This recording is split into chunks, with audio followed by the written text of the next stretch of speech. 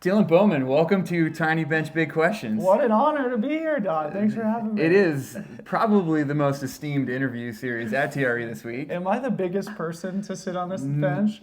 No, I had a dude 6'8", 275 on this bench. Okay, we had yeah. like 420 pounds on it. Okay, I'm a little bit smaller than that. We fit a little bit better. I was over a little bit, but I just jump right in. Let's go. You've done a lot in your career. What is the thing that you are most proud of in your running career? A single performance, it would be probably the 2018 UTMF, Ultra Trail Mount Fuji, where I was chasing Pau Capel for 19 hours in second place. I eventually caught him with 5K to go, just under 3 miles to the finish line. And I look back fondly at that one because I had the courage to keep chasing and to keep pushing, even though I had a really solid second place, very much secured, but to keep fighting to the end and be rewarded with a victory. That's definitely probably my best performance. And then in general, just having a long career. Yeah. Being consistent. Dude, it's a privilege to be still running at a pretty high level at pushing 40. So that race, UTMF, you're going through it, you're in the pain cave. What is your mindset, your mantra that is convincing you that, because there's this principle, I call it taking the deal, right? You could have been like, I'm good with second place. That's not bad. That's a good result. What was that mindset? You're like, no, I'm not taking that deal today. You know, it's funny because there's video from the final aid station. My Australian buddy named Mael Backhausen was there crewing for me. And there's video of him telling me, dude, the gap is 10 minutes. He doesn't look good. 8 miles to go. You gotta push. And I'm just like, shit. I don't want to have to do it because I think typically it would be more in my nature to pack it in, bring home a very respectable second place. I still would have only been, within a few minutes of him at the end. And been satisfied and happy with the result. And honestly, I'm not entirely sure what convinced me that I should keep pushing for it. I think I just probably had the intuition that it was possible. And it was probably my friend Madge, my crew, articulating the fact that he doesn't look good. He is suffering. You look better. Dude, You've got blood in the water, right? Yeah, That's powerful. Yeah. All right, a little bit of a pivot. What has your running career taught you that has helped you become a better father? Patience, maybe. Although my wife would very much not agree. I mean, I'm a very impatient person. That's probably my biggest personality flaw, honestly. But we've learned that every day is a gift with our son, even the days where it's challenging. And we're here at TRE in Austin, Texas. We travel as a family. We work as a family. We spend all day within sort of the same vicinity of each other. We're lucky to have childcare. But since we have a family business, my wife and I, we work together very closely.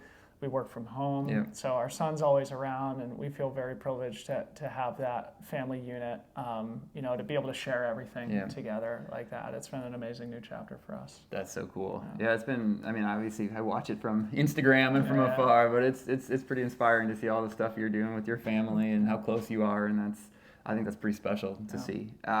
So you do a lot of things. You are kind of the, poster boy for the trail community these days. It's so not true. It kind of is, man. Everybody sees you and knows you, and so you've evolved throughout your career, and where's it going in 5 years? Where do you see both free trail, your career, and then just the trail culture and community? Well, I appreciate you saying that, and I think I get self-conscious about that because I feel like I do too much talking, I'm constantly out there, and I have become sort of the evangelist in a lot of ways for trail culture and for the sport at large. And I like to do new kind of innovative things, but I think it just comes from my love of the sport, my love of the community. And I've been lucky to build a career in the sport. And like you and I were just talking about how you don't identify as a great runner. I've always felt that too. I just love the sport. I love the game. I love working hard, but I've never been the most talented guy, but I've been able to build a career in the sport just from being around, being consistent, and developing really good relationships with people over time. And so now as I come close to the end of my competitive running career, you know, I'd love to stay within the sport, love to stay within the industry, and Free Trail is sort of a manifestation of that. And we want to give back, we want to contribute, we want to sort of, you know, push the boundaries and try and be kind of like a force for good and sort of a force that pushes things into the future a little bit. And so who knows what the future holds. We'll probably be doing a lot more of the same of what we do. But I will say that we have some very interesting plans, and I think that we would, if we can execute against them, it would be amazing. It'll be a dream come true. There's obviously no guarantee that that'll be the case, but keep your eye out, because I do think that there are some things that we'd like to do that will surprise some people. Man, I love it. As a very passionate trail runner that just loves being outside, seeing what you've done for the community it's inspiring, and it's, man, like you're like the PR guy for trail, and it's thank you on behalf of all the trail. Thank you for helping the sport grow and getting people outside. Yeah, I mean, I think it's such an amazing. It's just such a cool sport, you know. It's the coming together of everything that I love, you know. Real high performance competition where like these athletes who are at the top of the sport right now are so impressive, right? So good. But still, those athletes are also the coolest, most down-to-earth, sort of grassroots, outdoorsy people, right? And then now we have this new sort of commercial opportunity, and that's something that has created a lot of friction, especially in the last few weeks. And, you know, we've unfortunately been in the middle of a lot of that stuff. And I have to say, I really don't enjoy that. But, you know, understanding that there are growing pains with everything, and, you know, there's always going to be an evolution and a change. Nobody can resist it. It's all about like working together to do it in the right way. And what we try to do is be that voice for doing it in the right way. Yeah. All right, last question. We got to give some love to Speedland before we get off the bench.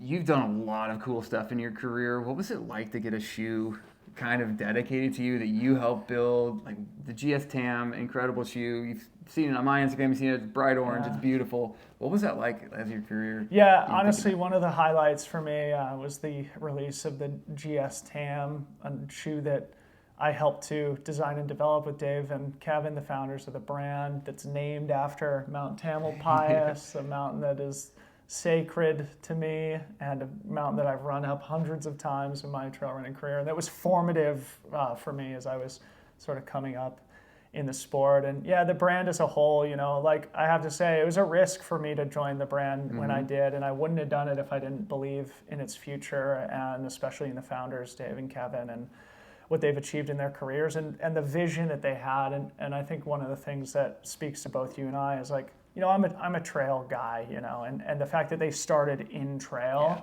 and have made that their focus very much resonates with me, rather than, you know, a brand that has started in the road scene that's like trying to be authentic. So, you know, it's been a fun couple of years now with the brand. Look forward to the future. Love it, man. Devo, thank you so much for coming on the Tiny Bench, dude. Appreciate you, brother. Thanks for having me, Don.